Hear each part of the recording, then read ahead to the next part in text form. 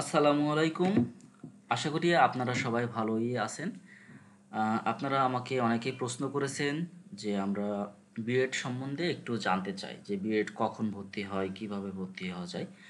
আপনারা যারা বিএড করতে চান, প্রাইমারি স্কুল হোক, হাই স্কুল হোক, আর এই কোর্সটা করলে আপনাদের অনেক সময় প্রমোশন হয়, বেতন স্কেল বাড়ে। এটাই সেই বিএড কোর্স। এই বিএড কোর্স বিভিন্ন বিশ্ববিদ্যালয়ের আন্ডারে আছে। তাছাড়া বাংলাদেশ উন্মুক্ত বিশ্ববিদ্যালয়ের আন্ডারেও এই বিএড প্রোগ্রামটা আছে। কারণ যারা সাধারণত প্রাইমারি স্কুলে বা হাই স্কুলে চাকরি করেন তাদের সাধারণত ক্লাস করার সুযোগ কম হয়ে থাকে, কিন্তু আপনারা যদি বাংলাদেশ উন্মুক্ত বিশ্ববিদ্যালয়ের আন্ডারে যারা চাকরি করেন, চাকরির পাশাপাশি এই কোর্সটা আপনারা যারা করতে চান তারা খুব সহজেই করতে পারবেন। কারণ ক্লাসগুলো সাধারণত শুক্রবারে হয়ে থাকে, হ্যাঁ। এবং কিছু কিছু জায়গায় আপনাদের যেহেতু চাকরি করেন সেহেতু শুক্রবার ছাড়া আপনাদেরকে সুযোগ নাই। তো কিভাবে ভর্তি হবেন সেটা সম্বন্ধে আমি আলোচনা করব। ব্যাচেলার অফ এডুকেশন বিএড ভর্তি প্রোগ্রাম, এটা উন্মুক্ত বিশ্ববিদ্যালয় বিজ্ঞপ্তি দিয়েছে যে শিক্ষাবর্ষ 2026 ব্যাচ 2026, হ্যাঁ। বাংলাদেশ উন্মুক্ত বিশ্ববিদ্যালয় স্কুল অফ এডুকেশন পরিচালিত অফ বিএড এডুকেশন প্রোগ্রামে 2026 শিক্ষাবর্ষে ভর্তির জন্য অনলাইনের মাধ্যমে এখন বর্তমানে আবেদনপত্র সংগ্রহ করা হচ্ছে বা আহ্বান করা যাচ্ছে। এই বিএড যদি আপনি ভর্তি হতে চান, আপনার হচ্ছে কি কিছু যোগ্যতা লাগবে। অনুমোদিত বিশ্ববিদ্যালয় থেকে স্নাতক বা সমমানের ডিগ্রি। যারা সরাসরি হচ্ছে এখনো চাকরি করেন না, আপনাদের হচ্ছে অনার্স শেষ হয়েছে তারা সরাসরি, বা মাস্টার্স শেষ হয়েছে তারা বিএডে সরাসরি অ্যাপ্লাই করতে পারে না। যারা চাকরি করেন চাকরির পাশাপাশি এটাতেও আপনারা অ্যাপ্লাই করতে পারেন, হ্যাঁ। আবেদন সংক্রান্ত তথ্য। আবেদনের তারিখ শুরু হয়েছে গত মাসের 12ই অক্টোবর থেকে শুরু করে এই যে 14ই নভেম্বর পর্যন্ত, হ্যাঁ। এই বিজ্ঞপ্তিটা থাকবে, এর ভিতরে আপনাদেরকে আবেদন করতে হবে। আবেদন করার পর আবেদন ফি সেখানে 700 টাকা আপনাদেরকে জমা দিতে হবে। আবেদন সম্পূর্ণভাবে হইলে তারপরে দেখেন প্রাথমিকভাবে নির্বাচিত প্রার্থীদের তালিকা প্রকাশ হবে 20/11/2025, অর্থাৎ 20শে নভেম্বর আপনাদের এই নির্বাচিত প্রার্থীদের তালিকা প্রকাশ করা হবে, হ্যাঁ। পরবর্তীতে অনলাইনে প্রবেশপত্র প্রাপ্তির তারিখ 22 তারিখ থেকে আপনাদের হচ্ছে মৌখিক পরীক্ষা শুরু হওয়ার আগ পর্যন্ত আপনাদেরকে কি আপনারা প্রবেশপত্র সংগ্রহ করতে পারবেন। আচ্ছা, সেই প্রবেশপত্র আপনাদের মৌখিক পরীক্ষা কোথায় হবে, হ্যাঁ, সেটা সেখানে উল্লেখ করা থাকবে। দেখেন মৌখিক পরীক্ষার তারিখ 28/11/2025 তারিখ থেকে 6/12/2025, এর ভিতরে আপনাদেরকে নির্দিষ্ট অবশ্যই আপনার প্রবেশপত্র বা এরিয়া অনুযায়ী সেখানে আপনাদের এই তারিখটা উল্লেখ করা থাকবে, সেই তারিখেই পরীক্ষা হবে। আচ্ছা, প্রশ্ন যে আপনাদের মৌখিক পরীক্ষা কোথায় হবে। সংশ্লিষ্ট আঞ্চলিক বা উপকেন্দ্র। এই সংশ্লিষ্ট আঞ্চলিক উপকেন্দ্র প্রত্যেক সব জেলায় নেই, প্রত্যেক বিভাগের বিভিন্ন জেলাগুলোতে আছে। বাংলাদেশে এখন অনেক আঞ্চলিক উপকেন্দ্র হচ্ছে, সেই কেন্দ্রের সাধারণত এই পরীক্ষাগুলো হবে। আর মৌখিক পরীক্ষার নাম্বার, মৌখিক পরীক্ষা আপনাদেরকে 20 মার্ক পেতে হবে। অর্থাৎ এই রিলেটেড যে আপনাদের একটু পড়াশোনা আছে, সেই রিলেটেড বিএড রিলেটেড আপনার অনলাইনে সার্চ দেবেন, পেয়ে যাবেন, সেই বিষয়ে একটু পড়াশোনা করে যাবেন। 20 মার্কের আপনারা অবশ্যই যারা অ্যাপ্লাই করবেন অধিকাংশ জনই আপনারা করবেন, পরীক্ষায় পাশ করবেন, আপনারা পরবর্তীতে ভর্তি হবেন। তারপরে 17ই ডিসেম্বর এটার রেজাল্ট দেবে, ফলাফল প্রকাশ করবে। তারপরে 20 তারিখ থেকে আপনাদের ভর্তি শুরু হবে, 4 দিন ভর্তির তারিখ, 20/12 থেকে শুরু করে 4 দিন বললাম, ভুল হয়ে গেল, 1 মাস 4 দিন। অর্থাৎ 1 মাস 4 দিনের ভিতরে আপনারা সবাই যারা যারা মৌখিক পরীক্ষায় উত্তীর্ণ হবেন তারা অবশ্যই এই সময়ের ভিতরে আপনারা ভর্তি হয়ে যাবেন, হ্যাঁ। আর আবেদন করার সময় নিজস্ব মোবাইল নাম্বার ও ইমেল আইডি ব্যবহার করে আবেদন করতে হবে। আহ, সবচেয়ে বড় বিষয়বস্তু আমরা একটা ভুল করে থাকি যে আবেদন করার সময় অনেক সময় হয় কি, নারীরা হোক বা অনেক সময় তারা তাদের পরিবারের নাম্বার দিয়ে থাকে, বা কোনো একজন বিবাহিতা নারী সে অনেক সময় তার হাজবেন্ডের নাম্বারও দিয়ে থাকে। এতে করে সেখানে মোবাইল নাম্বারে অনেক সময় অনেক তথ্যগুলো পাঠানো হয় আইডি সেন্টার থেকে, তখন সেই তথ্যগুলো সে জানতে পারে না, হ্যাঁ, আইটি সেন্টার থেকে যে তথ্যগুলো। এই জন্য আপনারা চেষ্টা করবেন সবসময় নিজের মোবাইল নাম্বার ও নিজের ইমেল আইডিটা ব্যবহার করার জন্য। ইমেল আইডি না থাকলে নিজে একটা ইমেল আইডি খুলে নেবেন। কারণ এখন সবাই মোটামুটি কথা আমরা অ্যান্ড্রয়েড ফোন ব্যবহার করি, কারণ অ্যান্ড্রয়েড ফোনে একটা জিমেইল আইডি লাগে।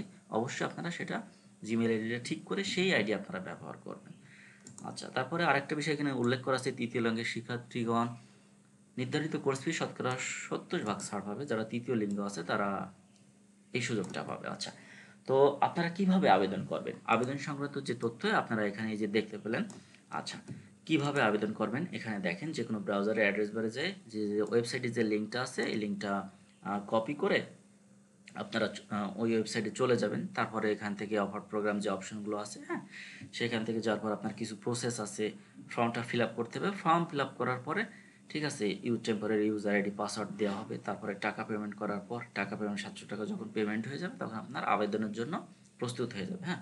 তারপর হচ্ছে প্রাথমিকভাবে যারা হচ্ছে এই যে আবেদনপত্র যাচাই বাছাইয়ের পর কেবলমাত্র প্রাথমিকভাবে নির্বাচিতরাই মৌখিক পরীক্ষা জন্য যোগ্য বলে বিবেচিত হবেন এবং তাদের তালিকা বাংলাদেশ উন্মুক্ত বিশ্ববিদ্যালয়ের ওয়েবসাইটে কত তারিখে 20/11/2025 তারিখে দেওয়া হবে, হ্যাঁ। এছাড়া তাদেরকে মোবাইল SMS এর মাধ্যমে নিশ্চিত করা হবে। আচ্ছা, দেখেন, যারা আবেদন করবেন এই যে এখানে দেওয়া রয়েছে যে ওয়েবসাইটের লিঙ্ক, এই ওয়েবসাইটের লিঙ্কটা ক্লিক করবেন। ক্লিক করে আপনি আপনার ব্রাউজারে চলে যাবেন, অথবা লিখতে পারেন আপনি এখানে, আমি অলরেডি ওপেন করে রাখছি, bou.ac.bd, হ্যাঁ। এই লিঙ্কে অবশ্য ক্লিক করলে এই যে বাংলাদেশ উন্মুক্ত বিশ্ববিদ্যালয়ের ওয়েবসাইটটা আপনারা দেখতে পাবেন। তার পরবর্তীতে এখানে অনেকগুলো অপশন আছে, অপশন যাওয়ার পর হোম, অ্যাবাউট, অ্যাডমিশন, এই অ্যাডমিশন লিঙ্কে আপনারা ক্লিক করবেন।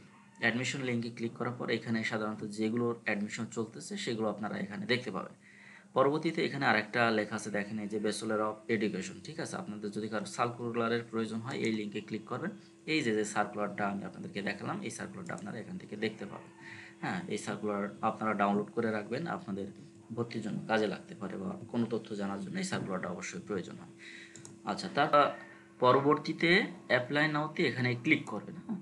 অ্যাপ্লাই নাওতে ক্লিক করার পর এখানে দেখবেন যে তাদের ওয়েবসাইটের যে ফর্ম আছে, ফর্মের ভিতরে ঢুকে গেছে। সেখান থেকে আপনি আপনার যে রিজিওনাল সেন্টার, আপনি যেখানে পড়তে চান, আপনি যে এলাকায় আছেন, ধরুন আপনি যশোর ক্লিক করলেন, যশোরের আন্ডারে যে সাব রিজিওনাল সেন্টার সেটাও যশোর, স্টাডি সেন্টার যশোরে কয়টা আছে দেখবেন যে এখানে মাত্র একটা দেখাচ্ছে, হ্যাঁ। আমি একটা অন্য জেলা ক্লিক করে আসি, যেমন রাজশাহী করে আসলাম, রাজশাহী সাব রিজিওনাল সেন্টার দেখেন পাবনা আছে, রাজশাহী আছে, আমি রাজশাহীতে ক্লিক করলাম।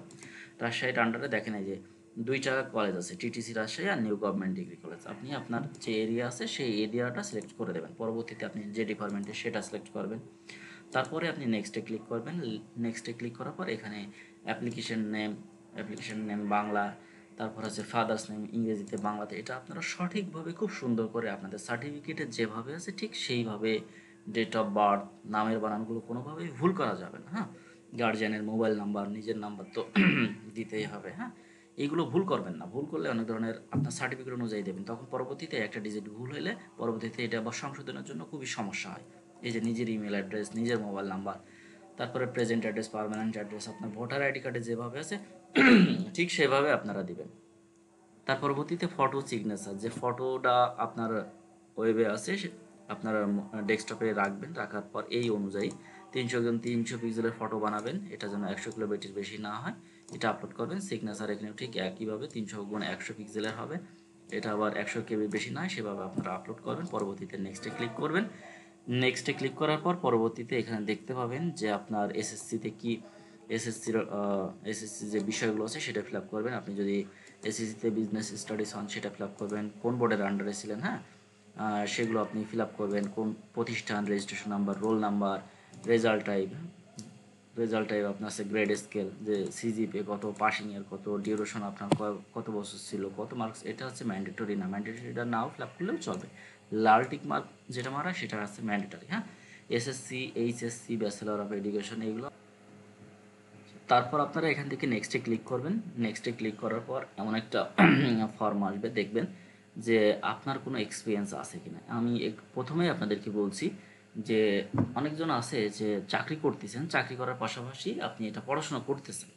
যেমন অনেকজন প্রাইমারি স্কুল বা হাই স্কুলের শিক্ষক আছেন, তারা বিএড কোর্সটা করতেছেন, তাদের হচ্ছে প্রমোশনালের জন্য বা আরও ভালো কোথাও যাওয়ার জন্য, ঠিক আছে। সেখানে যাদের এক্সপিরিয়েন্স আছে তারা দেবেন, আর যারা সরাসরি হচ্ছে অনার্স শেষ করে বা মাস্টার্স শেষ করে এই কোর্সটা করছেন তাদের আর এটা দেওয়ার প্রয়োজন নেই। আপনি কোন অর্গানাইজেশনে আছেন, যদি আপনি প্রাইমারি স্কুলে থাকেন তাহলে আপনার প্রাইমারি স্কুলের নাম লিখবেন, বা হাই স্কুলে থাকলে হাই স্কুলের নাম লিখবেন। এই যে এখানে দেখেন দেওয়া আছে গভর্নমেন্ট অর্গানাইজেশন আর নন গভর্নমেন্ট অর্গানাইজেশন, হ্যাঁ। তারপরে আপনার যে ডেজিগনেশন নাম্বার বা ইন্ডেক্স নাম্বার থাকে, সাধারণত যারা প্রাইমারি স্কুল বা স্কুলে চাকরি তাদের একটা ইন্ডেক্স নাম্বার আছে, সেটা থাকে। এরিয়া অফ এক্সপিরিয়েন্স, আপনি কিসের উপরে এক্সপিরিয়েন্স আছে এবং কত তারিখ থেকে কত তারিখ পর্যন্ত আপনি চাকরি করতেছেন সেটা এখানে উল্লেখ করবেন, উল্লেখ করে ফিনিশ করে দেবেন, ঠিক আছে। আচ্ছা, ফিনিশ করে দেওয়ার পর এরকম একটা টার্ম অ্যান্ড কন্ডিশন আসবে। এইগুলো একটু পড়ে নিয়ে এখানে ক্লিক করে আপনি সাবমিট করবেন। সাবমিট করার পর আপনাকে তার পরবর্তীতে আপনাকে পেমেন্ট করতে হবে, ঠিক আছে? আমি সাবমিটে ক্লিক করলাম কিন্তু আবার সাবমিটটা হবে না, কারণ এখানে আমি অনেক ইনফরমেশনগুলো ফিল আপ করে নিই। পরবর্তীতে আপনারা ওইখান থেকে টাকাটা পেমেন্ট করে দেবেন 700 টাকা সম্পূর্ণ ফিল আপ করার পর। আর যদি কোনো ধরনের কোনো সমস্যা হয় আপনারা আমার আইডিতে নক করবেন। নক করলে আমি আপনাদেরকে সহযোগিতা করব এই বিষয়ে। আহ, আপনাদের সবাইকে ধন্যবাদ ভিডিওটা দেখার জন্য। আর যদি কোনো সমস্যা হয় অবশ্যই আমাদেরকে নক করে জানাবেন। ভালো থাকবেন সবাই। আল্লাহ হাফিজ। আসসালামু আলাইকুম।